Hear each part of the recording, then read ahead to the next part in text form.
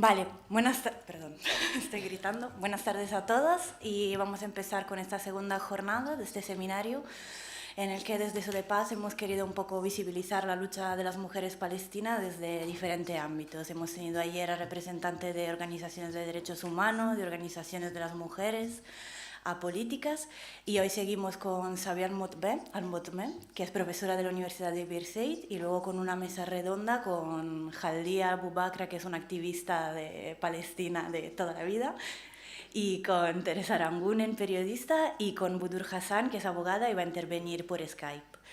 Vamos a tener ahora primero la ponencia de Samia y luego vamos a hacer una pequeña pausa a las 6 menos cuarto y a las 6 vamos con la mesa redonda.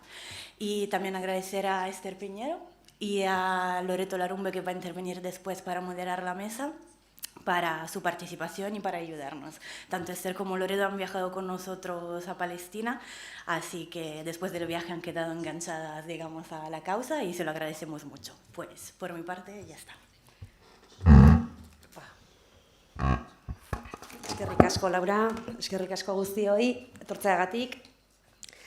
Tenemos con nosotras a Samia, que es profesora de Economía de la Universidad de Birzeit, en Ramallah, y participa en el Departamento de Estudios de Género de esta misma universidad.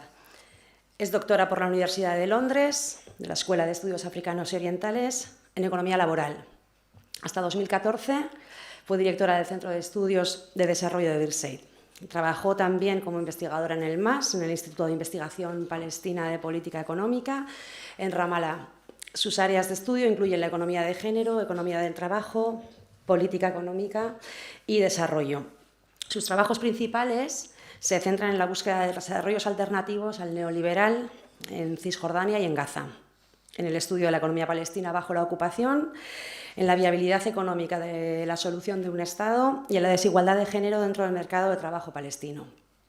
Ella es voluntaria con el PAC-B, con la campaña palestina para el boicot académico y cultural a Israel, y hoy nos hablará especialmente de la explotación laboral de las mujeres palestinas en el marco de la economía colonial y de apartheid impuesta por Israel. Un privilegio para nosotras contar con ella y súper agradecidas. Cuando quieras, Samia.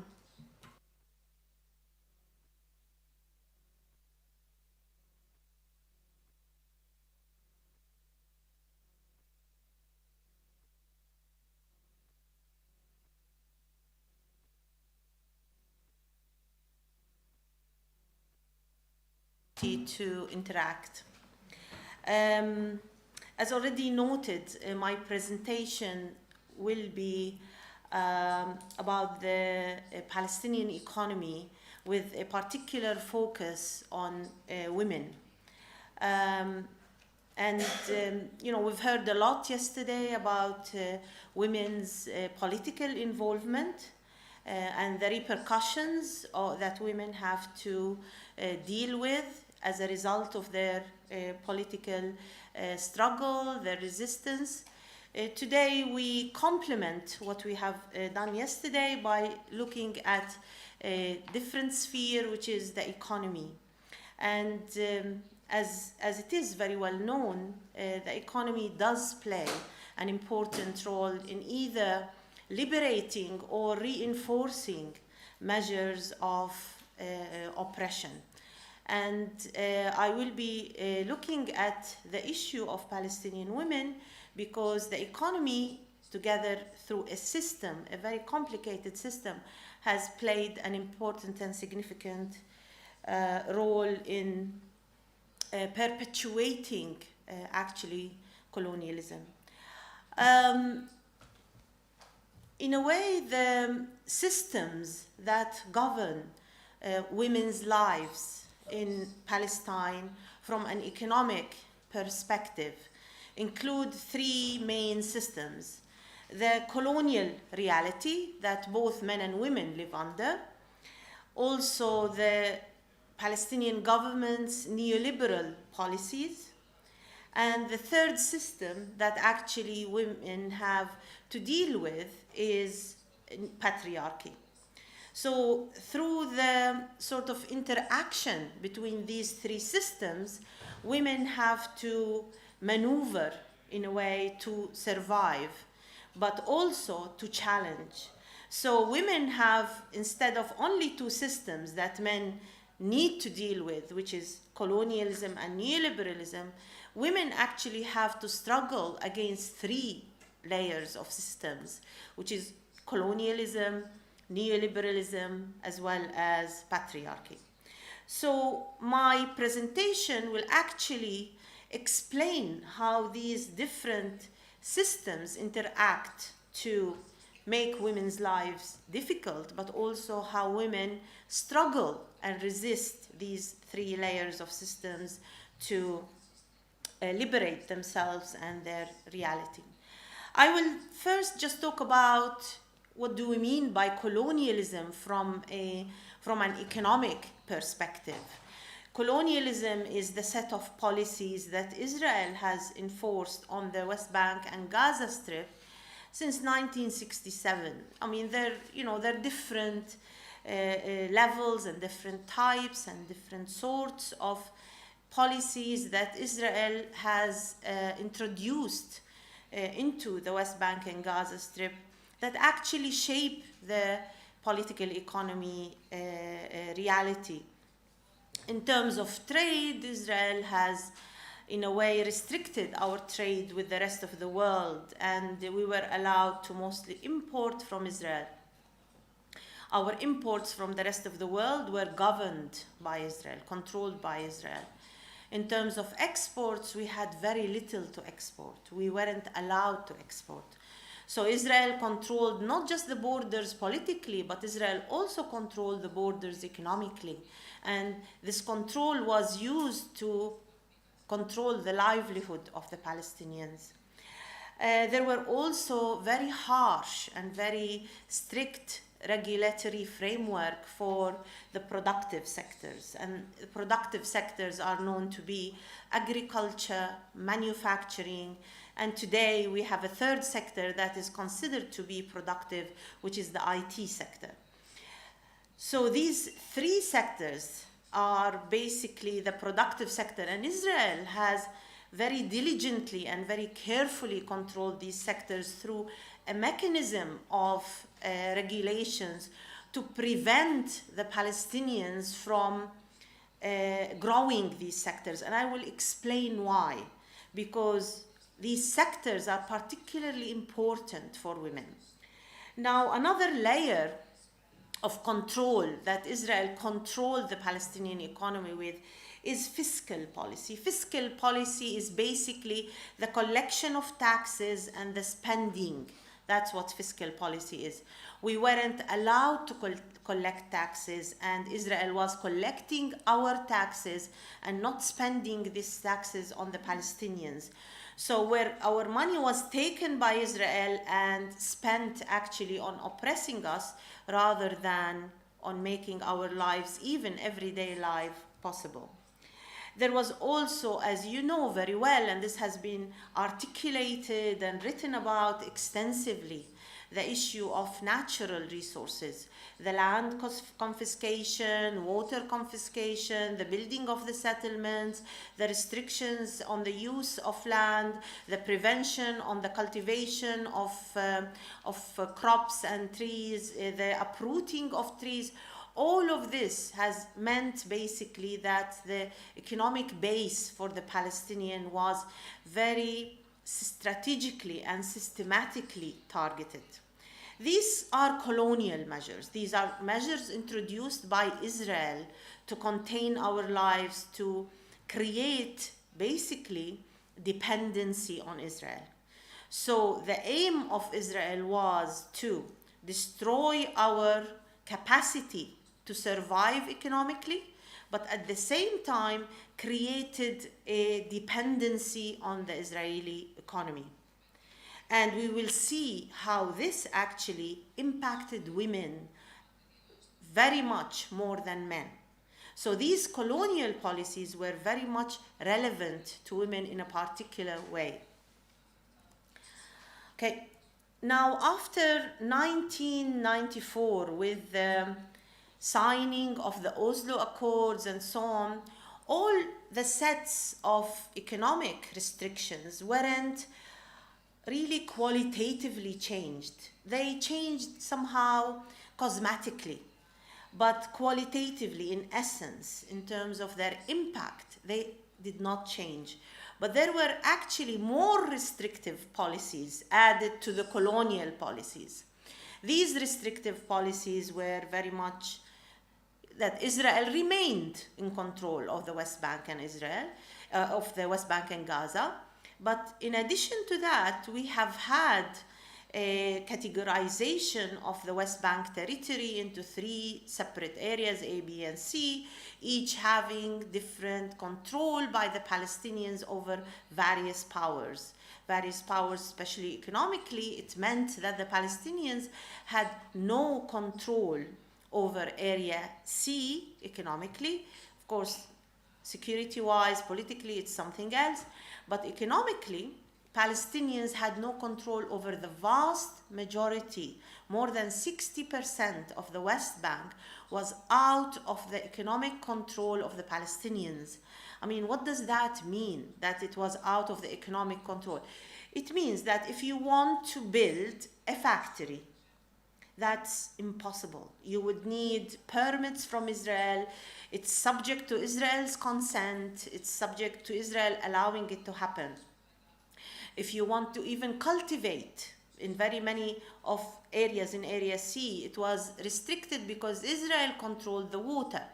So all of that meant that basically Palestinians, through the peace accords, even lost control over more of their territory rather than controlled more of the land. So the peace accords didn't actually somehow enforce and institutionalize the colonial measures, rather than liberated us from these colonial measures. So we have had an expansion in settlements. We have had, the building of the apartheid wall, which basically, in addition to confiscating 10% of the West Bank territory, it confiscated more than 95% of the western water aquifer of the West Bank. So what was left of the land that remained in the hands of the Palestinians had no water to cultivate this land. So the building of the wall wasn't just about the confiscation of land.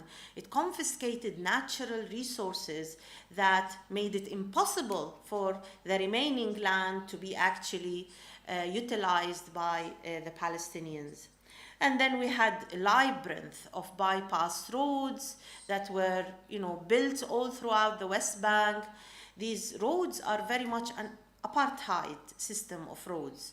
And they are called the apartheid system of roads because there's more than 700 kilometers of these roads.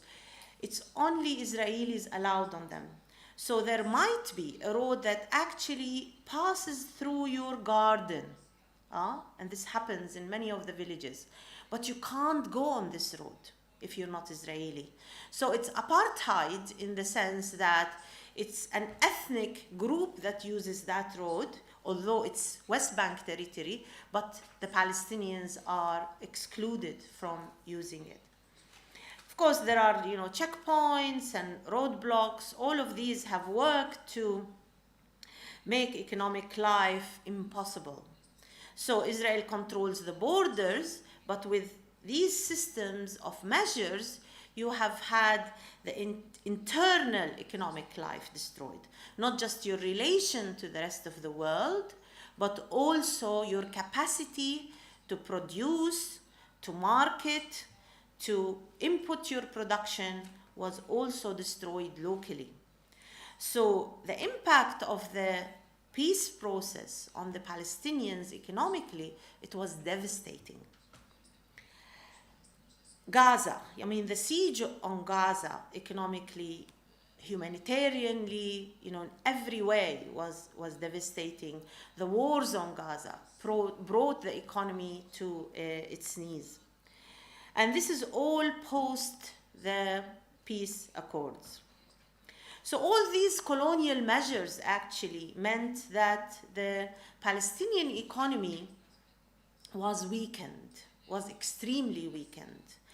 Adding to this, that the Palestinian Authority came with a set of measures that were neoliberal in essence. So we have a layer of colonialism, and then we have a layer of neoliberalism.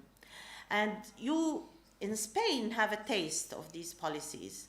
And the financial crisis that took place in 2008 are the result of these neoliberal policies, where people are allowed access to credit irrationally, where government services are reduced, where poverty becomes the norm, where public spending is cut. So in addition to colonialism, we have also this set of measures that were introduced by the Palestinian Authority, which are neoliberal, which basically created a divide in the levels of income. Predominantly, the Palestinians were middle class. After post-1994, they became very much divided as upper and lower class. And this very much has to do with these neoliberal policies. So this set of neoliberal policies, and as well as colonial policies, have resulted in a really problematic economic outcome. And the figure that I'm showing here, it's Palestinian gross domestic product, the size of the economy basically per person. And as you can see, it actually increases, decreases, increases, decreases. And there is no other economy in the world that looks like this. This is extremely unique. Usually you have a very small change, either declining or increasing, but nothing, nothing like this. If we look at how this changes, if we look at, the change in the graph that I've shown before, this is how it looks. And we call this curve the yo-yo curve. The yo-yo because it keeps on going up and down, up and down. And as you can see, from a growth rate of nearly 15%, we go down to nearly minus 15%. This is unheard of.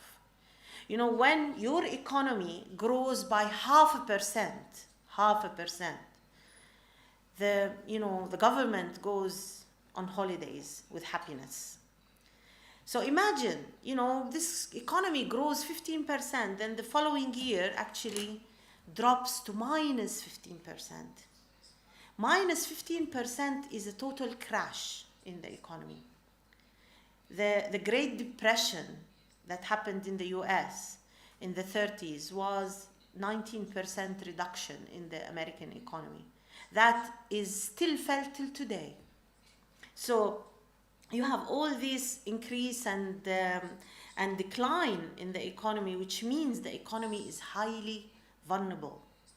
So all these measures that I talked about basically resulted in a very vulnerable economy. It resulted in a weak economy. It resulted in high dependency rates on Israel, and resulted in also dependency on the donor community.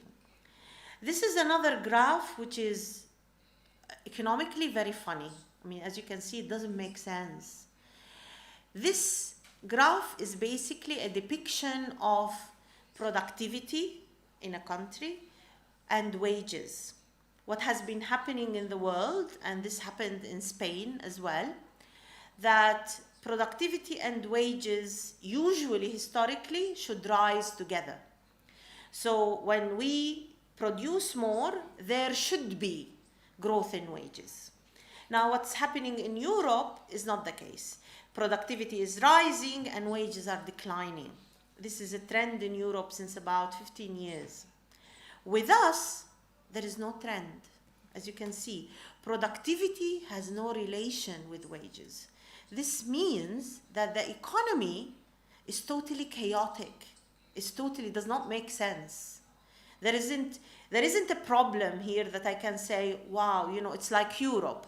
In Europe, there is a problem that workers work very hard and they get nothing. It's defined. Here, I can't even define the problem.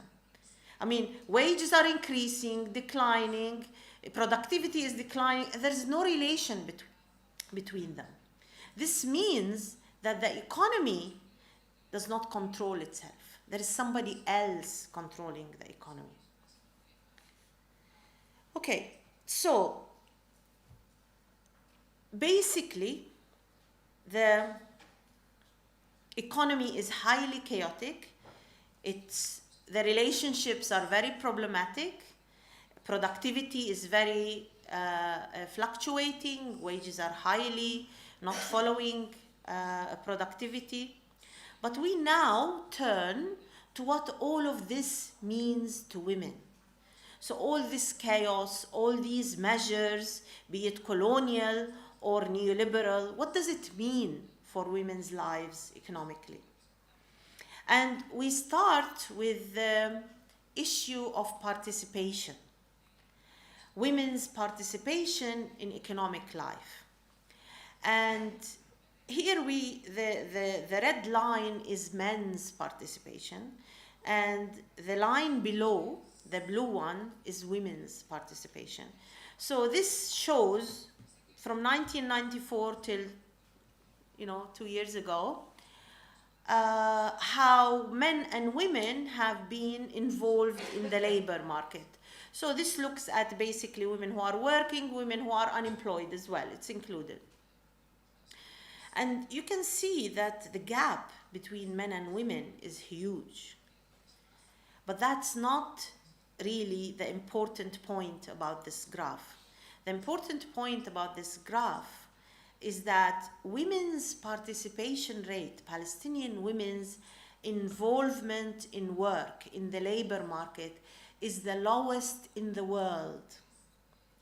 So countries like Saudi, Afghanistan, Yemen, who tend to be more conservative socially than Palestinian society, women there are more involved in the labor market compared to Palestinian women.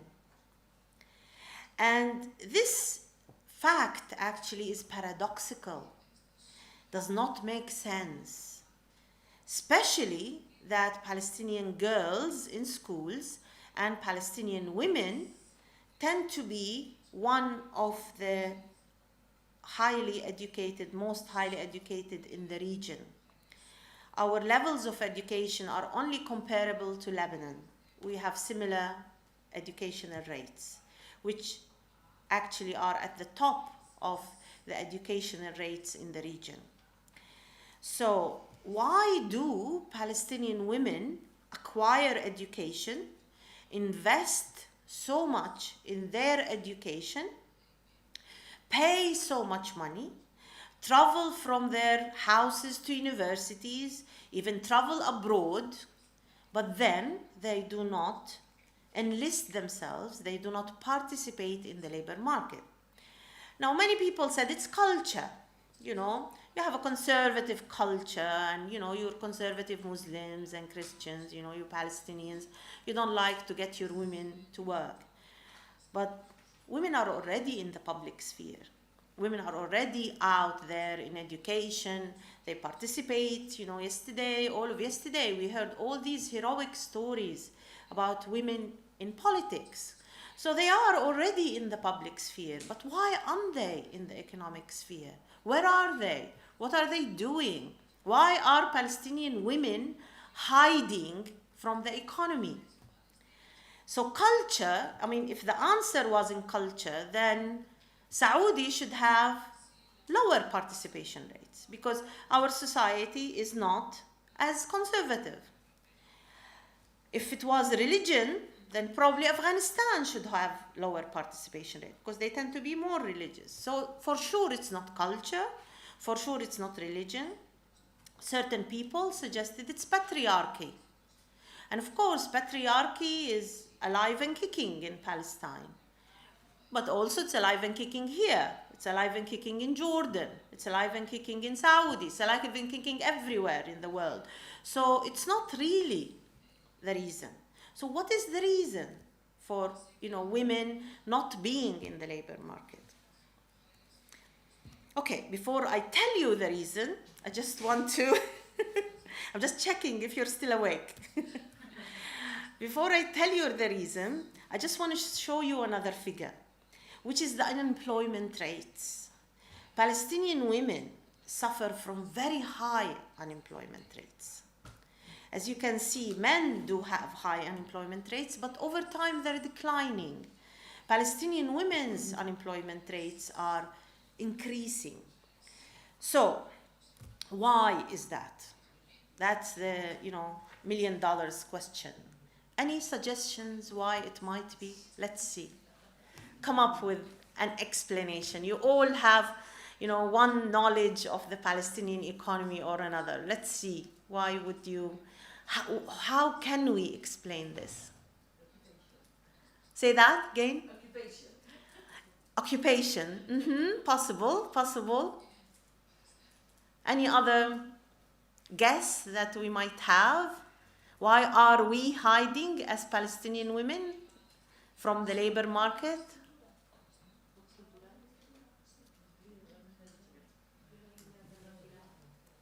No? Okay. You are absolutely right. Occupation, colonialism. It's at the heart of why women, it's not that women do not want to be in the labor market, it's women are... Es solo el micrófono, solo si a veces habla sin micrófono. Okay. What? She can't hear what you say. Yes, because nobody said anything. So yeah, of course. Yes. It's because, no one actually said anything. I would have explained if it had. So it's basically colonialism.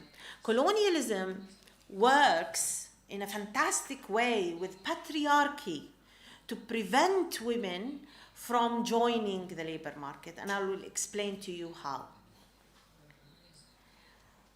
It's through the productive sectors.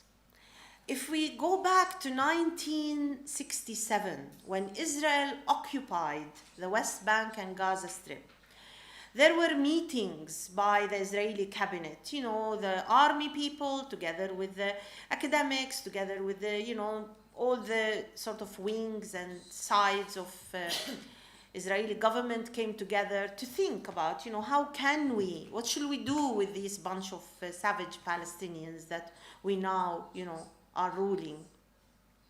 And there were different propositions, different suggestions. One of them was that we should basically lock them up in their territories, they should basically manage their economic life. Another proposition was, no, we should actually keep them barely alive. We should let them survive, but we shouldn't let them survive in a way that we should not allow them to resist Israel, but let them survive happily. Another suggestion was that something between the two, and that we should let them survive, but we should be careful about not just the resistance, but their capacity to, over time, lose any way of trying to become strong, even economically, not only politically. These propositions were, very well documented. They're now coming from the archives of the Israeli government and so on. Now, the school or the strand of Israeli policy that basically won the day was the proposition that we should let the Palestinians survive, i.e., that is, Palestinian standards of living should remain okay, should be fine. So we shouldn't let the Palestinians live in absolute poverty. But at the same time, we should not let the Palestinians develop their capacities not just to resist, but also to produce. But why Israel was worried about production? Why Israel was concerned about production? Okay, I will not ask you because the translation will be a problem, but this is a lesson that Israel learned from other colonialists. Production is not an economic activity only. Production is an economic, political, and social activity. If you destroy production, you destroy the capacity of that society to survive, to become strong. This is a lesson that Israel learned from the British in India. This is a lesson that Israel learned from the French in North Africa. This is a lesson that Israel learned from apartheid South Africa. Destroy production for the natives, for the indigenous population. Then you can control that population easily, economically, politically, and socially. To bring it home to you, to give you an example, the EU prevents African agriculture from entering the EU, but with very high taxes. So Africa is much more proficient, it's much more efficient at producing agriculture. The EU, the 27 countries of the EU, block African agriculture. And the EU pays its farmers much more money to produce than to import efficient African agriculture. The EU does that. It's a loss to the EU economically, because the EU is paying more money. But why the EU does that? It does that because it protects the cohesion of society socially and politically. So countries, look at Trump at the moment. He's going crazy about the production sectors. China, all these countries, it's not just the economic strength, it's the political and the social strength. Israel understood that from history. It's a historic lesson. Hence, the most important economic decision that Israel came up with in 1967, destroy the productive sectors. Now, how are we going to let the Palestinians survive, because they wanted to provide us with a reasonable standard of living. How are we going to get our reasonable standard of living without production? Open the Israeli economy to Palestinian workers. This is how you provide better standards of living, especially for the uneducated, and at the same time, you do not actually have to spend any Israeli money on the Palestinians. So, Israel started in 1967 to destroy the agricultural sector. That meant confiscation of land, meant restriction on the uses of water. It meant that no subsidies were given to farmers, that land was even uprooting of trees. All of these measures weren't just to harass the Palestinians politically. They were meant to undermine this sector, because agriculture doesn't only put food on the table. It links you to your neighbor. It makes you work together. That's the importance of agriculture.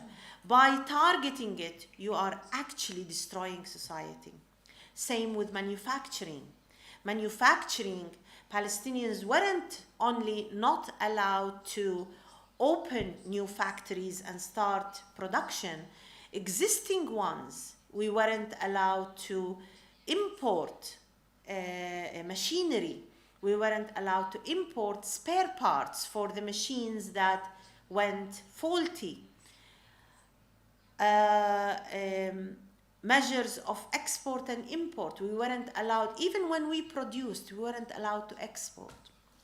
So all of these measures actually meant that people went away from the productive sectors. People left the productive sectors because you can't just work with no returns. And as a result, I mean, here you have some figures. Agriculture was about 34% of gross domestic product of the economy, in other words. In 1994, it was 20%. Now, at the time, about 40% of the Palestinians worked in the agricultural sector. In 1994, it was 23%. Manufacturing also declined. So these sectors declined over the years. Now, with the coming of the Palestinian authorities, these colonial measures were even more enforced by neoliberal measures. So the World Bank and the International Monetary Fund weren't very much in favor of production, because that basically conflicted with Israel. So resources were diverted away from the agricultural sector. So the Palestinian Authority used to allocate nearly more than 30% of its budget to security. The agricultural sector never received more than 1%. So we have Israel working at destroying the sector. After 1994, the Palestinian Authority continued with these policies through a different set of mechanisms, which is neoliberalism. Because at the heart of Palestinian policies was the directives of the World Bank and the International Monetary Authority, because they were the parties controlling the funding. So if the Palestinians went against the will of these two international organizations, you don't get the money. That's simple. So the sector kept on basically suffering. So after 1994, the situation became even worse for the sector. And here you see the contribution of both the manufacturing sector and agriculture to GDP.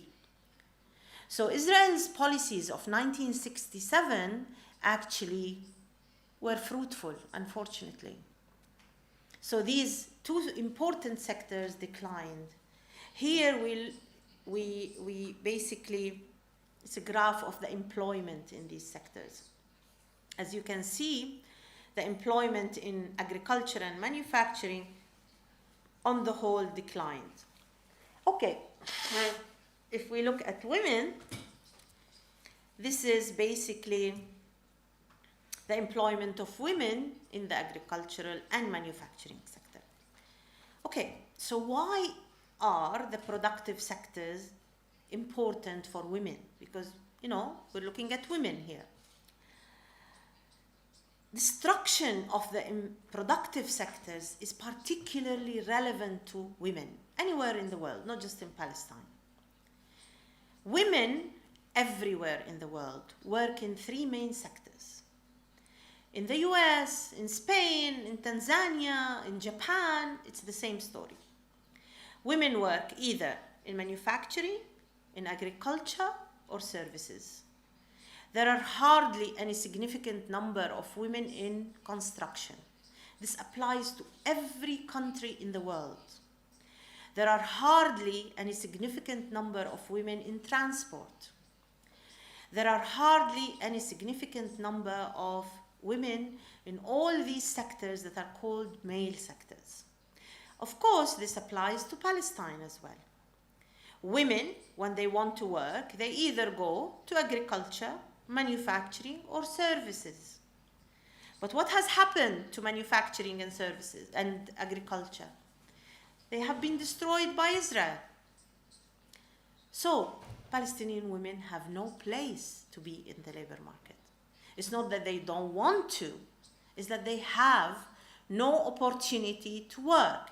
if these two sectors are the sectors that employ women anywhere in the world, Israel targeting these sectors meant that women have only one sector to work in: services. And this is where you find Palestinian women, in services. As you can see, it's the only figure where the trend is rising. And of course, services is a female sector in Palestine. So colonialism and the destruction of the female sectors, basically manufacturing and agriculture, are at the heart of why Palestinian women are not in the labor market.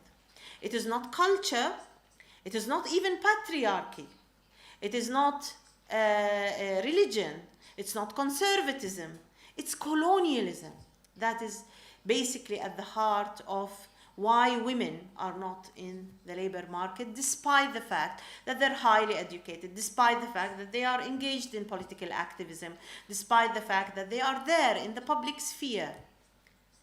So colonialism actually worked with patriarchy, because the division of economic sectors into male and female sectors is based on patriarchy. Now, patriarchy actually colluded, worked with, joined hands with colonialism. So women have had to not only deal with patriarchy, they had to deal with the repercussions of the joint action of patriarchy and colonialism to prevent them from joining the labor market. And that's why Palestinian women tend to have the lowest participation rate in the labor market in the world. That's why women are not in the labor market.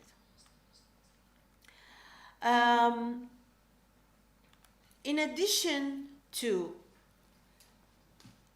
women having basically no work, most of the work that they do, even in the services sector, what is the services? You work in restaurants, you work as a salesperson in a shop, also as a teacher, also as a nurse. This is the services sector. Most of the work in the services sector is informal. Informal means that it is not protected. So you do not have maternity leave, you do not have vacation, you do not have severance pay, you're not protected in any way.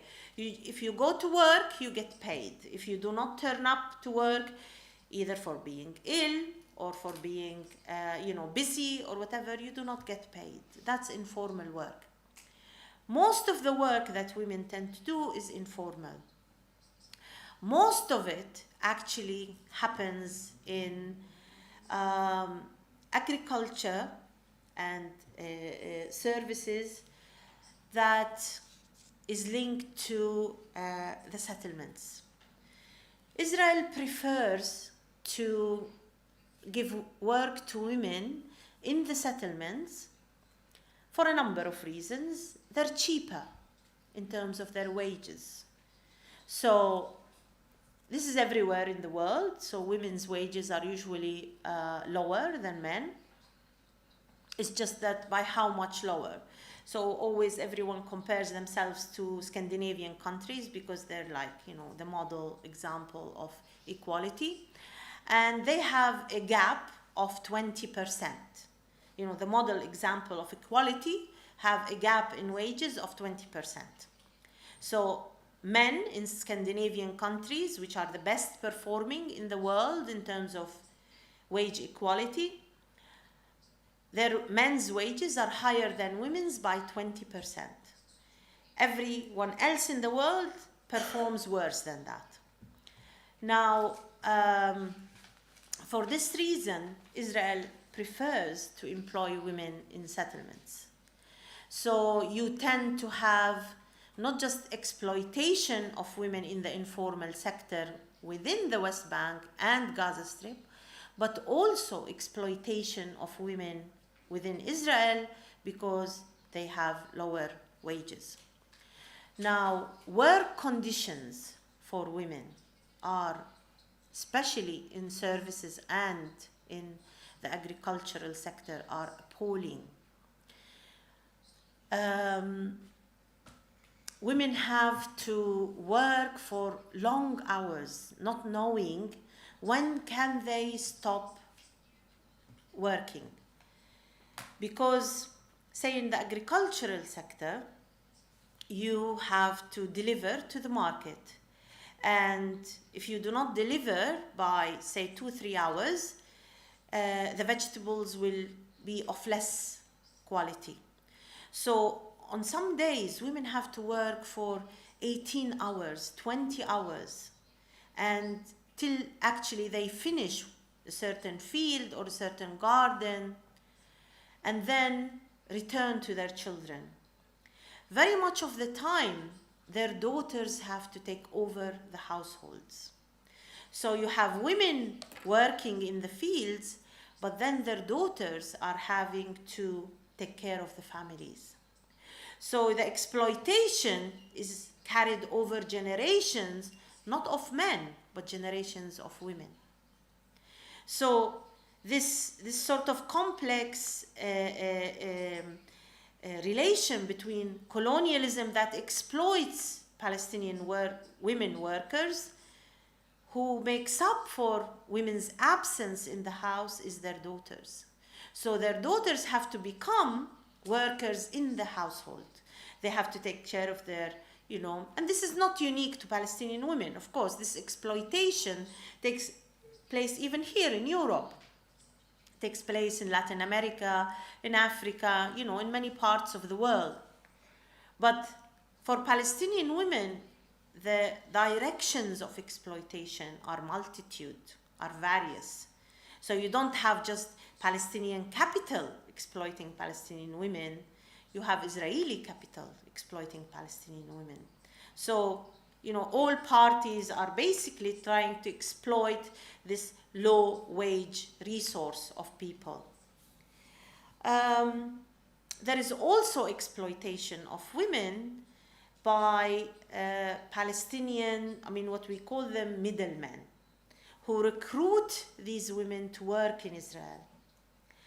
They, of course, exploit both men and women. So Palestinian workers who want to cross to work into Israel have to pay these middlemen, we call them, a fee, a set of fee.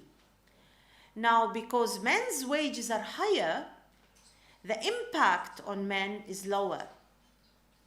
Because women's wages are lower, whatever this middleman charges has more impact on women. So women get not just exploited by Israel because they are given low wages to start with, they're exploited by the middleman. Their exploitation by the middleman also goes into other forms of harassment. This is a man in control of women. If you do not provide, if you don't come and help my wife, you're not going to get this job. They take liberty with exploiting women. Most of these women come, of course, from very poor backgrounds, but not just very poor backgrounds. Most of these women have their men in prisons. So they are having to fend for their households. They're having to pay for the survival of their households and their children by being exploited by colonialists, by capital, by middlemen. So the multitude of levels of exploitation are, huge in the case of women.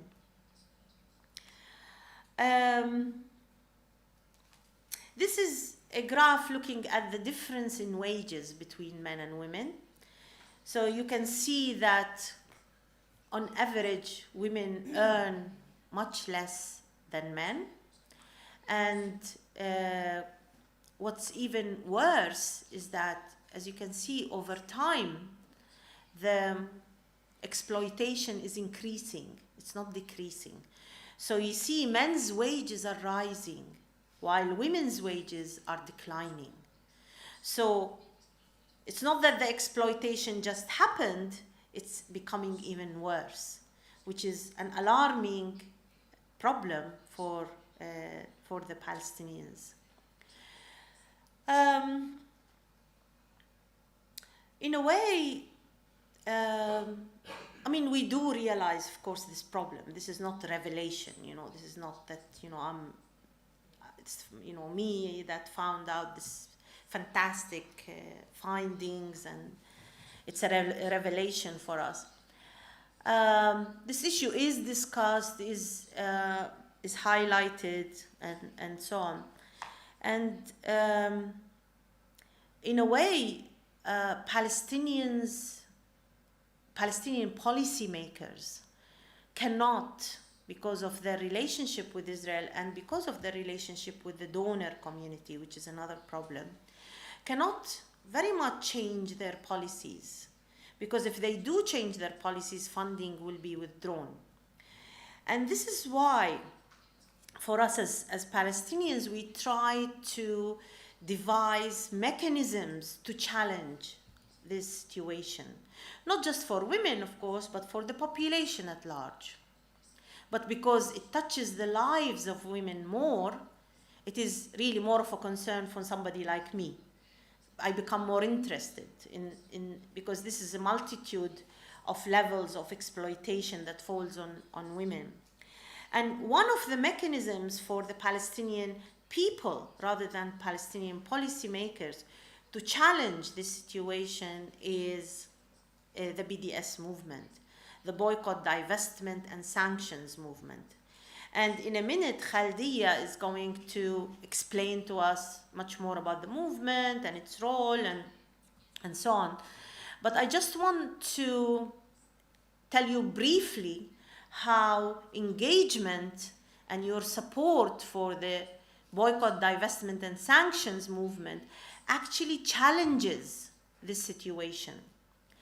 Now, what the movement calls for locally is to boycott Israeli goods and commodities, particularly in agriculture and manufacturing. And when you do boycott Israeli goods and commodities, you have to consume more local stuff. By consuming more local stuff, you're actually reviving, you're actually improving these sectors. By improving these sectors, you're creating jobs. Because these jobs are women-dominated, you are actually giving women more of a chance to be in the labor market.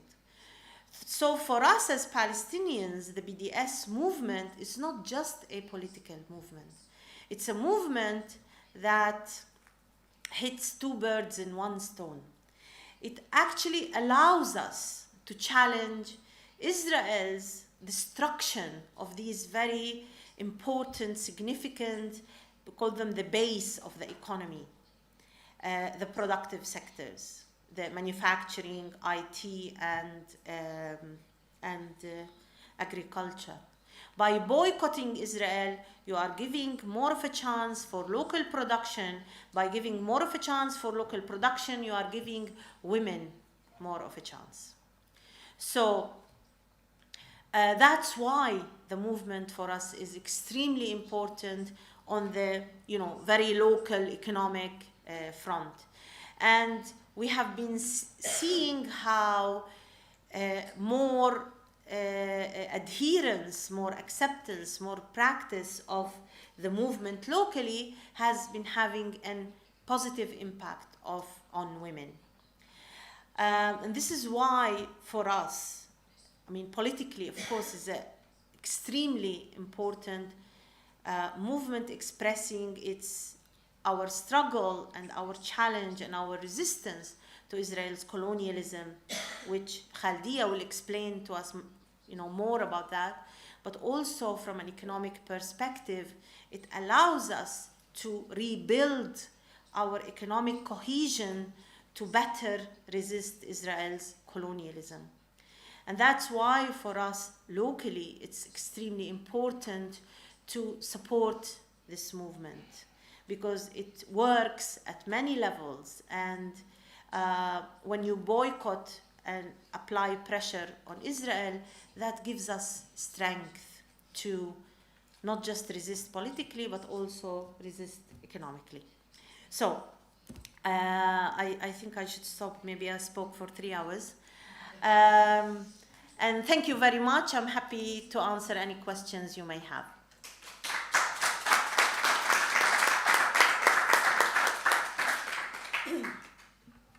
Thank you very much, Samia.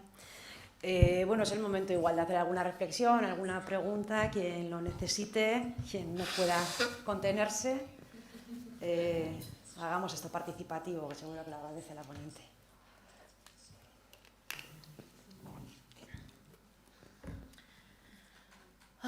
No questions, so everyone is... They're just shy, don't worry. Bueno, antes que nada, muchas gracias, muy clara la exposición y de mucho aprendizaje. Como mujer migrada y como mujer sindicalista en el País Vasco, recordaba unas jornadas de mi sindicato Comisiones Obreras, y donde veíamos la lucha de cómo las mujeres vascas han podido de una u otra manera fortalecerse paso a paso, y escuchándote cuando también en jornadas con mujeres migradas hablabas de toda la explotación, pero yo decía, si como mujer migrada nos sentimos así aquí muchas veces, estar en tu propia tierra, yo creo que es mucho más fuerte el dolor y la resistencia que estáis haciendo. Mi pregunta sería, ¿cuál es el mensaje a las mujeres sindicalistas en Euskadi, aquellos sindicatos que de una u otra manera, en este caso sería el hecho, la pregunta de ayer, ¿no? Hay un comité de empresa que está negociando o no el participar en la construcción del tranvía en Israel. ¿Cuál sería ese mensaje que le das a esas mujeres sindicalistas que están aquí y que de una u otra manera están intentando pues descubrir este nuevo mundo de toda la lucha de las mujeres palestinas? Gracias.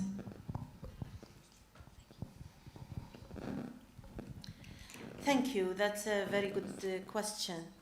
I think it is very important to listen to the oppressed. I mean, be it migrant workers, be it indigenous populations, be it the natives, it's really important to listen, because in a way, I think the first principle for solidarity is respect. And by respecting the voice of the oppressed, you're actually acting with a proper act of solidarity. And this is why it's important to listen to Palestinian women being exploited. And of course, I mean, in no way it is unique. It's just that the mechanisms are different, but exploitation happens to women everywhere. For those who want to stand in solidarity with us, we are saying that the challenge to colonialism is the answer. And at the moment, for us, the most important mechanism to challenge colonialism is BDS. So, because BDS works on so many levels, it's basically a mechanism. It's a struggle. It's an act of struggle that works for us. So, I would call upon you to challenge Israel's colonialism, not just by spreading the word and explaining what colonialism is about. I think it's important to inform, but I think it's more important to act. It's more important to take responsibility for your knowledge. It's very important not to be neutral. It's good to visit the West Bank and Gaza Strip, but you don't have to visit the West Bank and Gaza Strip to listen to the Palestinians. You know, when we stood in solidarity with South Africa, probably none of us had to visit South Africa. We stood with South Africa because human rights principles were violated, and we believed it's a universal struggle. It's the same with the Palestinians. And for us to tell the world about what happens in Palestine is important, but to actually engage in solidarity with the Palestinians, not to remain neutral, is very important. That is to, at the moment, BDS is one mechanism. So you should lobby your trade unions to take positions, to actually divest from companies that work with Israel. And trade unions have provident funds. Trade unions have finances. Where you invest these finances should be not just ethical on the basis of, environment, for example, or use of arms or so on, but also on the violation of human rights. So you should also not consume Israeli goods and commodities. You should not receive Israeli culture, because Israeli culture is manufactured to cover up all what I talked about. Israel is portrayed as a civilized, liberal country through culture. So by not receiving this culture, you are saying, I am not neutral vis-a-vis exploitation. I have a stance against exploitation, and I will not accept it. So work more on adopting mechanisms of resistance to Israeli colonialism, and you know better how to do it because you're in your own environment.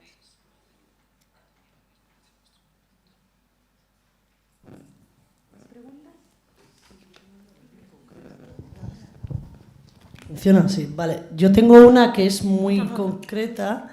La primera gráfica que has mostrado del desempleo, que aparecía en una línea ascendente en rojo de las mujeres y en una línea, no sé si descendente, pero de hombres por abajo, había como un punto muy crítico en el que el desempleo en las mujeres afectaba con especial, o sea, que empezaba a ascender y no paraba. Y si no me equivoco, porque no veo bien de lejos, creo que era como finales de los 90 o en los 90. Y yo no sé si es que los acuerdos de Oslo han influido especialmente en este aumento del desempleo en las mujeres. Yeah, that's the graph you're talking about, isn't it? This one. No. Oh, you can't see it. What happened? Okay, because I have it here. Yes, I see. You're talking about the unemployment rates for men and women, and suddenly you have in 2000, actually it's after it's 2000 that unemployment rates for women started rising and have never stopped since then. It is because basically the colonial policies that were set by Israel were reinforced by the neoliberal policies adopted by the Palestinian Authority. So with the coming of the Palestinian Authority in 1995, after signing the Oslo Accords in 1993, Palestinian women joined the labor market more, thinking that they now will have a chance to work. But the reality on the ground basically was that the sectors they worked in were becoming even worse in terms of their capacity to employ. So you have more women joining and less work being offered to women. And this is why you have rising unemployment rates. Now for men, it stabilizes, rises, declines, stabilizes. So it goes with the economic situation. For women, it's always rising. So women had certain expectations with the coming of the Palestinian Authority that actually did not get fulfilled. In Gaza, you have unemployment rates for women reaching 70%. So of every 10 women who are in the labor market, 3 are only working, 7 are unemployed. And it's actually the highest unemployment rate in the world for women. In the West Bank, it's a bit less. The West Bank, because the situation is slightly better, but still, it's very high.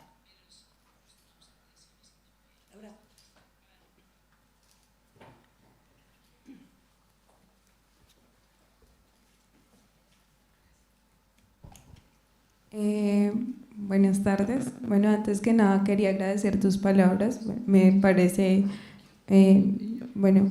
realmente no he tenido mucho acercamiento al proceso de activismo allí, pero entonces tengo dos dudas encaminadas.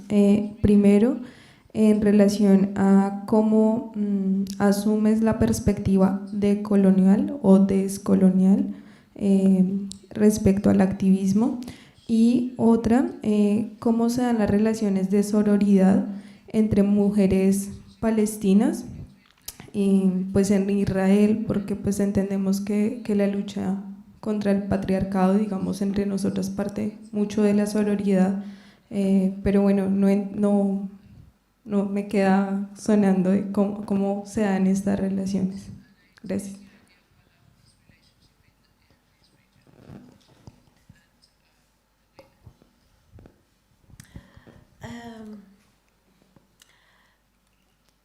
So your first question is about activism and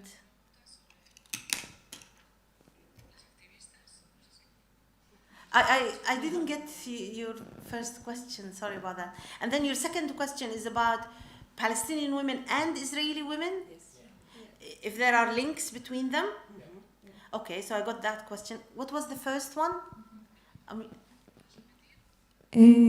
En relación a la perspectiva, o sea, si se asume de manera decolonial o descolonial o descolonizar, o cómo es o sea, cómo se asume en el activismo esta perspectiva contra o sea, contra lo colonial. Sí. You mean women's active role in resisting colonialism?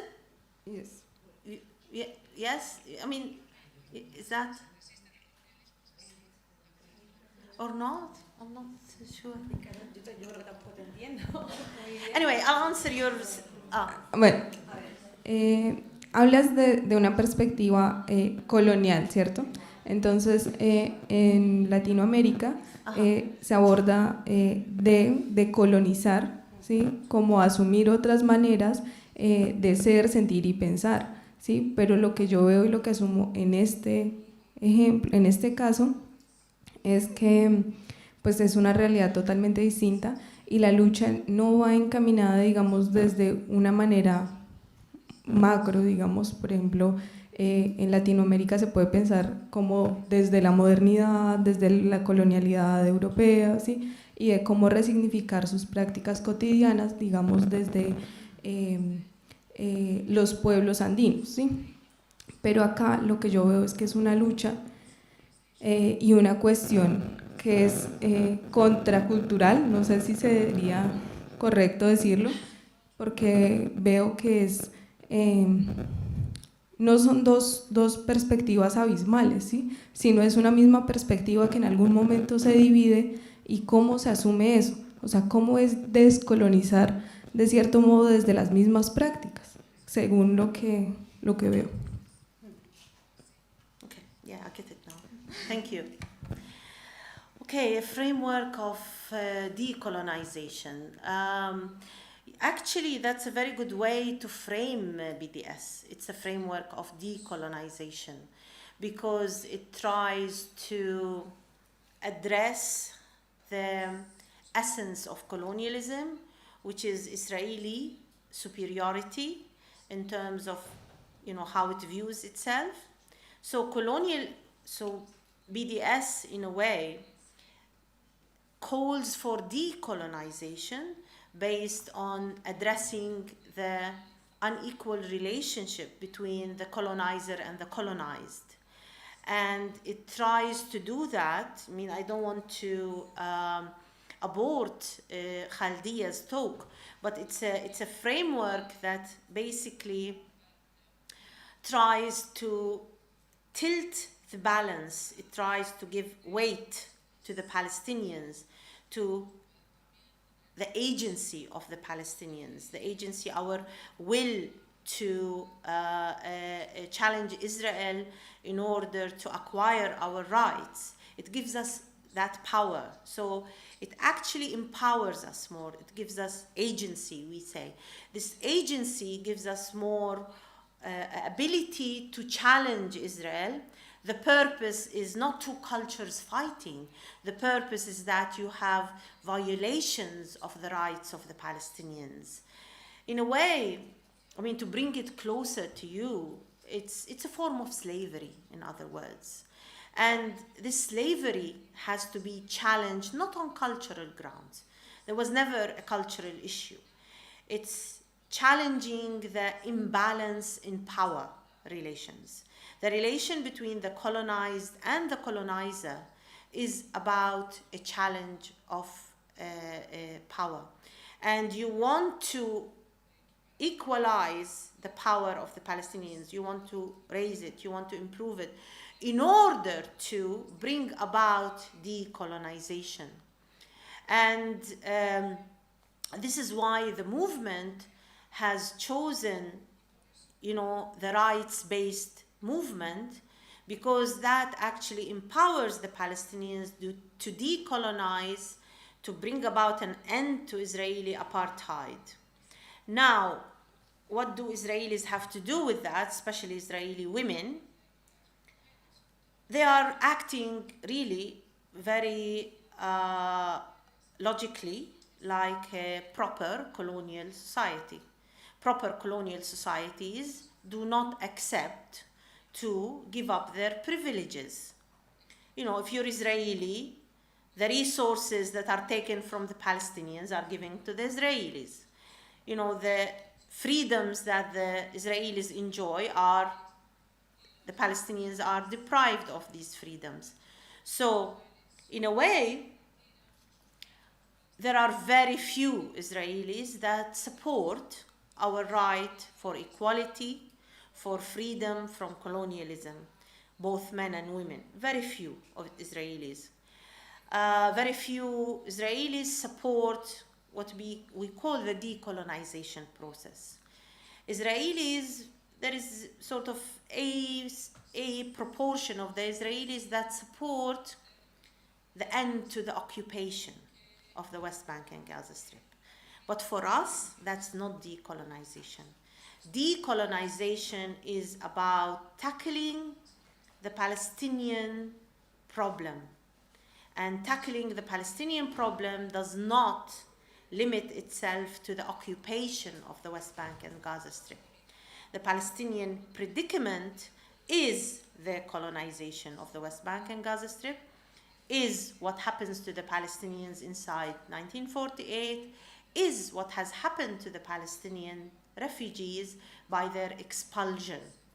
This is for us how we define decolonization, by tackling the entirety of the Palestinian predicament or question. Now, the Israelis, be it men or women, that support this decolonization process are very few.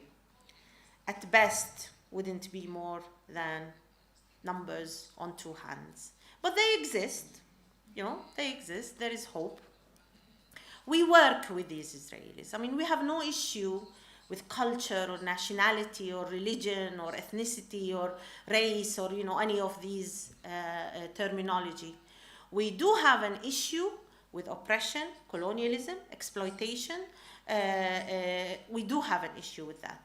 Anyone who stands in solidarity with our struggle to end all these forms of oppression, be it Israeli, be it American, be it Spanish, we're comrades. We don't care about, we're not really, we don't categorize people as such. So I believe that the decolonization process that happens in Palestine, for it to work, it is not just the responsibility of the Palestinians and the 10-odd Israelis. It is really the responsibility of humanity, as very much was ending the apartheid system in South Africa, was each and every one of us responsibility. As very much the ending of slavery was the responsibility of humanity at large. Very much ending exploitation against migrant women at very many countries in the world. It is not the responsibility of these women. It's our responsibility as conscientious individuals and institutions. So taking up solidarity with Palestinians to decolonize, which is to the benefit, of course, of both the Palestinians but also the Israelis. When you stop the Israelis from exploitation, colonization, of course that's a win-win scenario for us all.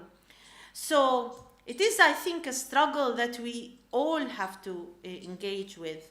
And along the way, I mean, we do think, we do engage, you know, we do talk, and we improve our capacity to basically be more humane and more just and stand basically for universal principles. And this is why for us, we reached out to the rest of the world, but we reached out to sort of movements that are engaged in issues of justice. I mean, for you here, you're not exclusively interested in the Palestinian question. I'm sure all of you have other issues that you are engaged in. That's because it is not Palestine of concern to you. It's injustice that is of concern to you. And this is how it works.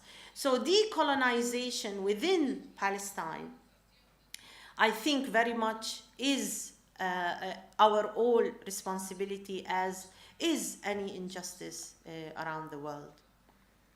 Israelis, yeah, I mean, it's interesting, but probably, you know, our relationship in terms of the decolonization process, their understanding, I mean, for us to label our decolonization attempts and limit that to ending the occupation of the West Bank and Gaza Strip is actually an act of colonization. It's an act of coercion. We define what are our rights and how we struggle for our rights. It is not the colonialist society that defines our rights. So we do take an issue with Israeli left that says your problem is the decolonization or ending the occupation of the West Bank and Gaza Strip. No, sorry, that's part of our problem. But the 6 million Palestinians who are refugees around the world, they are part of my problem as a Palestinian people. And so these are some of the, you know, the differences that we talk to the Israelis about. And, you know, for much of the time we've realized that colonial attitude actually prevails in the manner with which they have been dealing with us. This is why we took things into our own hand. We define our rights. We define the mechanisms of our resistance. Your responsibility is to stand in solidarity with that as Israelis. Very few Israelis accept that. Bueno, muchas gracias, Sonia, otra vez. Thank you. Volvemos en 10 minutos con la mesa redonda. Os va a encantar.